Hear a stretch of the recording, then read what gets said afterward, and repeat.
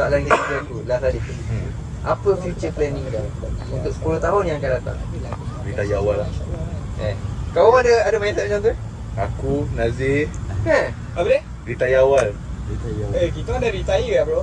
Hutang pun sudah habis. Yes. Aku Dah tak hutang kira lah, kawan. ada lah. Oi, aku je lah baru buat hutang ni. Kau lambat. Money freedom bro. Kita freedom bro. Orang financial freedom semua. Yes.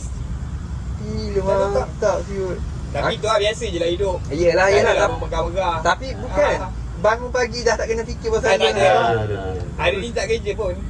Seronok. Esok tak kerja pun. Saya tak ada mandi perlu pun.